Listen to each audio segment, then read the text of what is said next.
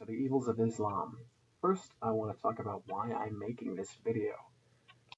Places in the world that are the closest to being a free society and that contain people who are both smart enough and value freedom enough to one day become free societies are basically it's Europe and places that have cultures influenced by European culture, or essentially the descendants of European culture, such as Australia, most of North America.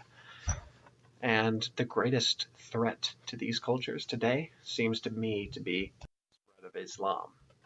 Islam is a fundamentally anti-freedom ideology that is designed to conquer the world, absolutely hostile to Western values and Western people.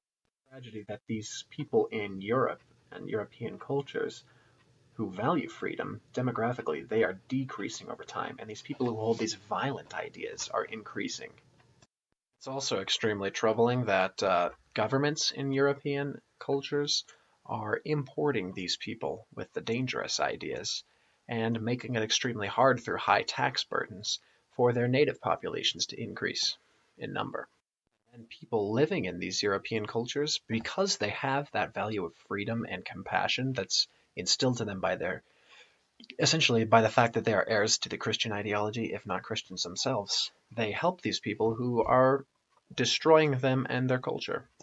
Islam is the greatest threat to the West and to the world at large, and that is why I want to be brave enough to talk about its evils. We'll talk about just one thing that makes Islam so evil and so different from Western values. That is the issue of slavery. So, of course, across the entire ancient world, and indeed in Europe, slavery was prevalent.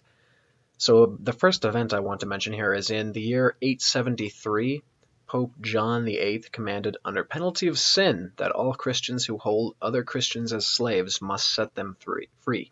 Certainly not universal abolition, but definitely a step in the right direction. This is only about 200 years after Islam came into existence. In 960, the Venetians approved a law banning the slave trade in the Republic of Venice. Before 1274, slavery was abolished in Norway. In 1315, King Louis X of France published a decree proclaiming that any slave setting foot on French ground should be freed. In 1335, Sweden abolished slavery, and in 1347, non-free people were emancipated in Poland.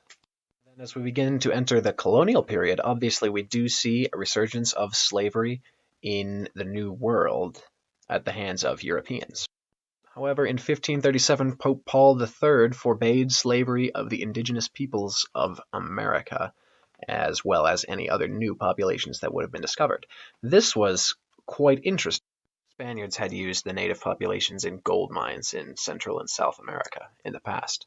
In 1595, the King of Portugal banned the selling and buying of Chinese slaves, and in 1624, he forbade the enslavement of Chinese of either sex. 1706, it was declared that any slave who entered England became free. Though still practicing serfdom, in 1723, Russia abolished outright slavery. In 1780, Pennsylvania passed the Act for Gradual Abolition of Slavery, and in 1783, Massachusetts ruled slavery unconstitutional and immediately freed all slaves. Most northern states would do similar things over the next couple decades. In 1800, the United States banned its citizens' investment and employment in the international slave trade, and in 1807 made it a felony. The British started patrols along the African coast in 1807 to arrest slaving vessels, and by 1865, at least 150,000 people were freed by these operations. Later, in 1810, Mexico declared slavery abolished. Netherlands outlawed the slave trade in 1814, and in 1815, the British Empire paid Portugal £750,000 to cease their trade north of the equator in terms of slaves. In 1817, they paid Spain £400,000 to cease trade to Cuba, Puerto Rico, and Santo Domingo. In 1821, Gran Colombia, which is essentially the modern-day countries of Ecuador, Colombia, Venezuela, and Panama, set up a system for compensated emancipation of slaves. 1834, the British Slavery Abolition Act came into force, which abolished slavery throughout most of the British Empire, freeing up to about 800,000 people. The exceptions were controlled by the East India Company and Ceylon. and slaves there were liberated in 1843. In 1841, the Quintuple Treaty between Britain, France, Russia, Prussia, and Austria, basically the leading world powers at the time, all agreed to help each other suppress the slave trade. Throughout this time, Britain had been making treaties with all sorts of nations around the world to help end slavery, even persuading a few Muslim countries. 1853 to 1854, Argentina, Peru, and Venezuela abolished slavery.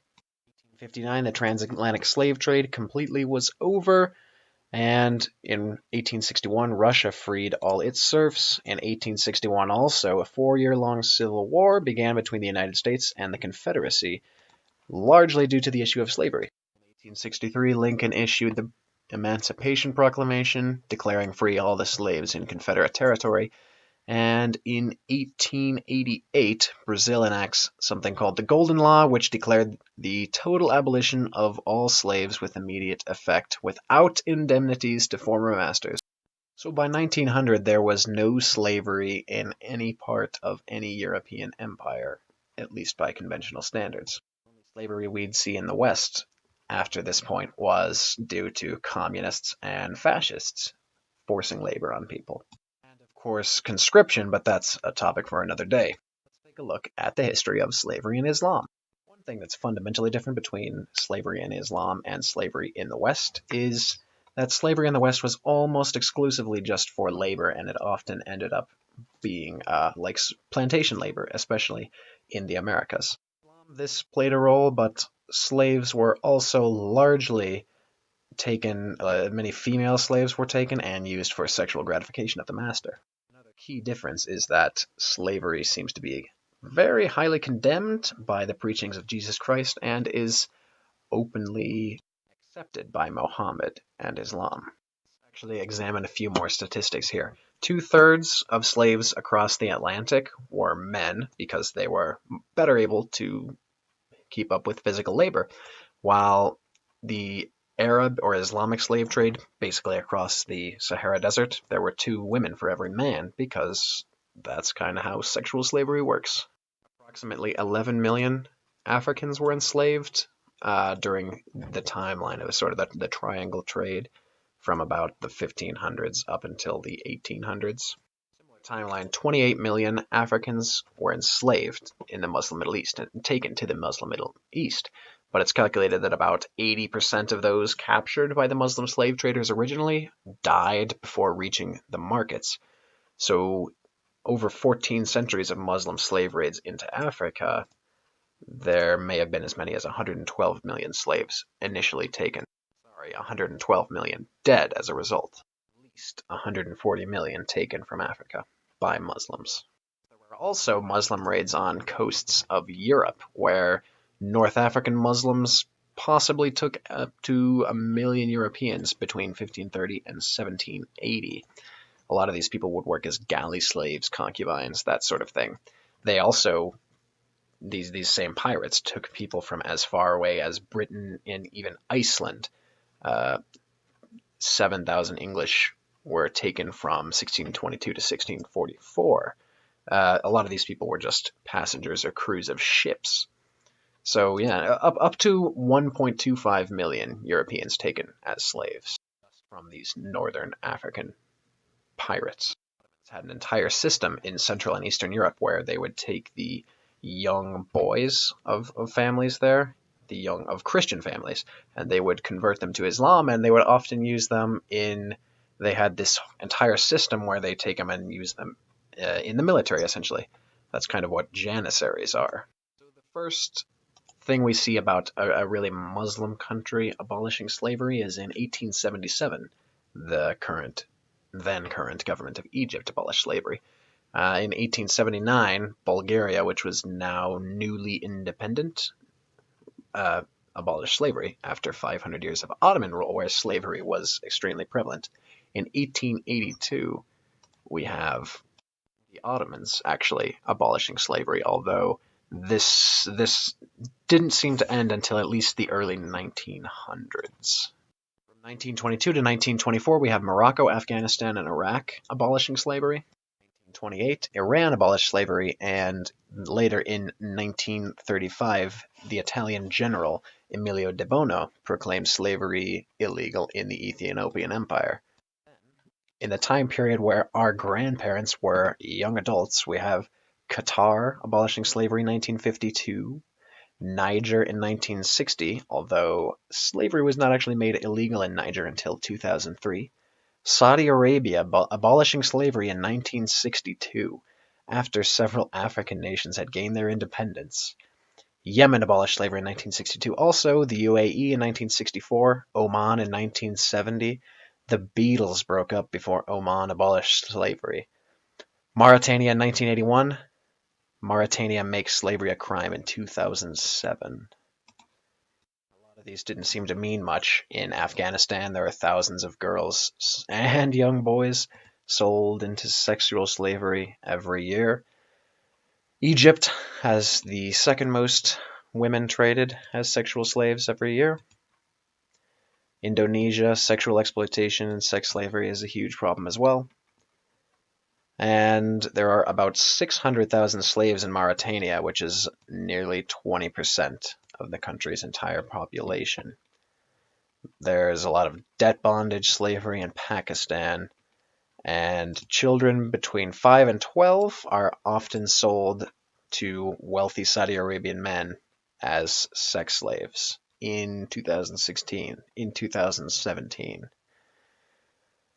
Hundreds of thousands of blacks in Sudan are sold as slaves. Slavery was abolished in Yemen in 1962, but in remote provinces in Yemen there are still several hundred slaves. So it's important, I think, to realize that there's a fundamental difference between how slavery is treated by the West and Islam. The West basically is centered around Christianity, even though many people there are not Christians themselves these days. Jesus Christ spoke much about the evils of slavery. He would condemn it vehemently, while Allah proclaims slavery, and Islam fundamentally allows slavery, especially as prisoners of war and slaves taken to gratify masters' sexual desires. You can see how that played out. One of these two civilizations did have, it struggled with slavery for a long time, but as early as 800, I think it was 837, we see serious moves away from the proliferation of slavery. And by 1900, it is non-existent in any socially acceptable way. And one civilization, there are nations today where people openly search for slaves. I think in Mauritania, you can check this out. Where to buy slaves, something like that, is the most Googled item of 2016. There are countries today, not Christian countries, where 20% of the population is enslaved. Certainly, bondage, chattel slavery is not the way to a free society, and it is just one of the poisons that comes with Islam, and you don't want to import that into your country. Islam is a dangerous thing, and we need to get people to realize why it is not worth believing in. It destroys freedom. You do not want to taint your society with people too ignorant to get rid of this horrible ideology. Thank you. I'm Non-Fascist Ferdum. Thanks for watching. You can check me out on Gab on Twitter as well, and I think you'll like my Steemit blog very much. Thank you for listening. Take this message seriously, and I challenge you to discuss this issue because it's fairly contentious. It's ugly to talk about, and if we can be honest with ourselves, we can start working towards that free society and defending the culture we already have and are so lucky to be heirs of. Have a nice day.